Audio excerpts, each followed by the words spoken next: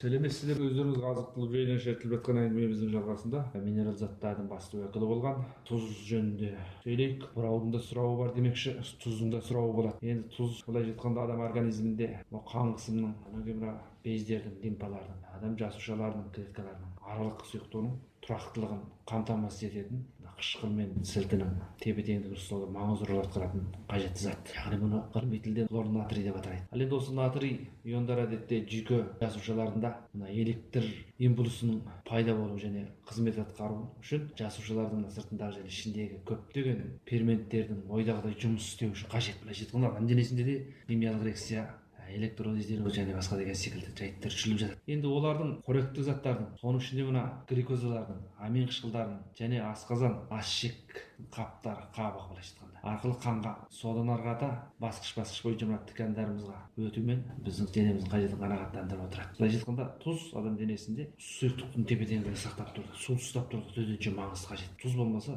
су ұстап тұрмайды денеде. Тұздың организмдегі ролі орасан зор, әрқилы. Ал енді тұз біздің организмімізге өте көп қабылданып кетсе немесе түсіп кететін болса, ол қауіп тудыратын жағдай болады. Бұның жалпы алғанда физикалық мөлшері бойынша қосып есептеген кезде адамның организміне тәулігіне әдетте 12-ден 15 грамм тұз болу керек. Демек осы бір пайдалы минералдық зат. Ол неғұрлым көп жесе, солғұрлым жақсы дейтін кейбір идеялар, принциптер де бар. Енді тұзды тамақты ұнатып жейтін адамдардың организмінде не болады дейтін мәселе бар. Тұз адамның денесіне, яғни асқазанның қабықтары арқылы, эпителиялық клеткалар арқылы, асқазан қабаттарына, сонан кейін жіңішкішек, яғни асшектерге сіңіп біртіндеп өтеді. Сол арқылы қанға сіңеді. Осының нәтижесінде қанда натрий ионының мөлшері көбейетін жағдай болады. Бұл қанның қысымын арттырып жібереді. Бұл жағдайда мына адамның нервінің, яғни жүйкесінің түрлі организмдерінде, ткандарында, әсіресе соның ішінде жүрек тамырларда, бауырларда орналасқан бір ерекше сезімтал ұш болады. Бұны ғылымда осмопеспорт деп атаған. Осы осмопеспорттар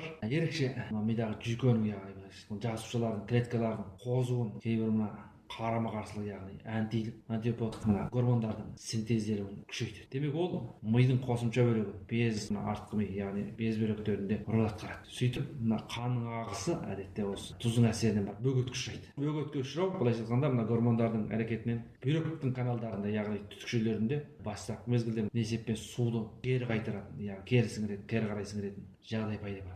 Демек осыдан барып бүйректің сұйықтығы аз бөлініп қалатын. Яғни былайша айтқанда бүйректе сұйықтық тосылатын жағдай, бүйрекке су түсетін, жиналатын жағдайлар келіп жатыр. Организмнің өзінде де осы осмотикалық қысым деп аталады. Осыны тосатын, яғни тежейтін рол болады. Организмдердің өзін-өзі реттеу механизмі болады. Демек осы реттеу және бүйректе рөл атқарып отыр деген сөз болады былайша айтқанда. Ал енді оның кейбір сезгірлік, яғни негативтік әсерлері де болады. Былайша айтқанда сұйық организмнің ткандарында ұсталып қалу салдарынан қанның айналымы мөлшері көбейетін, осыдан барып артериялық қысым артатын жағдай келіп шығады. Қан қысым деп жүргендегі осы қысым, былайша айтқанда қанның артерияның бүйір бетіне, тамырдың бүйір бетіне түсіретін қысым күші. Енді оны біз қазір былай атамай қайта қан басым деген сөзді тауып алдық. Ол басым емес, қысым, қанның қысымы. Қанның сұйықтық бөлігінің көбеюі қайдан пайда болды дегенде, бұл бастысы суды ұстап тұратын белектердің жинақталуының азаюынан. Содан барып су тамырларда клеткааралық қуыстарға өтіп кететін жайттар пайда болады. Былайша айтқанда көрші тамырлар қоршаған ткандардың ісінуіне апарып соғады. Бұл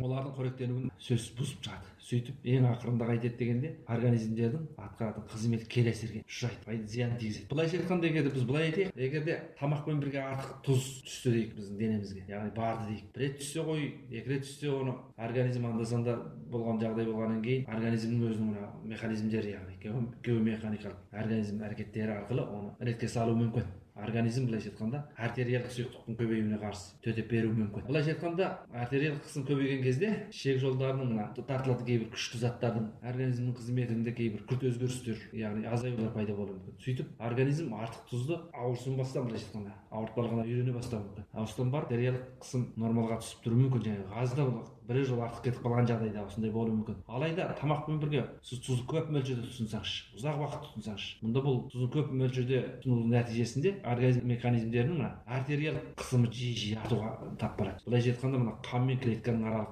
сұйықтық мөлшері көбеюінен осыдан барып жағдай, яғни қан қысымының артуы барған сайын тұрақтаса бастайды. Соның салдарынан қан қысымы артып, қан қысымының кернеуі, былайша айтқанда қанның қысымы арту жағдайы барған сайын ауырлай түседі, дами түседі. Демек осындай көбейген қанды өткізу артериал кысымдын салдарынан тамырларда канын каршылык көрсөтүүнүн жеңип отуруп оған типти кейде төзөп беретін жагдайлар, мәселен эки типти одан 3 эсеге дейин жумуш істейтін жагдайлар пайда болуу мүмкүн. Демек бул жумусту ким істейді? Оны жүрөк аткарат. Демек осыдан барып жүрөк жаңағы артык жумуш істөөдөн, зорланып жумуш істөөдөн оған зардап келет. Демек кан кысымынын артуу менен ауырлауы жүрөктүн, мына бүйрөктүн осы секилди адам мыкты мындайча айтканда жумуш аткарып отурган органдарына залал келет. Демек артык мөлчөрдө туздун колдонуусу оны енді былайша айтып жату былайша өте артық шаруа болуы мүмкін. Бұны түсінген адам үшін. Ал енді ғылыми тұрғыдан алғанда тұзды лайықты мөлшерде тұтыну ол қажетті. Тұздан мүлдем безіп кетуге болмайды. Бірақ артық мөлшерде жаңағы тұзға тамаққа тұзды басып салатын жағдай. Мәселен біз шай ішкенде тұзды бір уыстап салып жібереміз. Әлгі бір қалжың бар еді ғой. Шешесі тұз салып шығып кетсе, шәугімге қызы барып салып, қызы шығып кетсе, қонағы бір салып деген біздің Қажекең осындай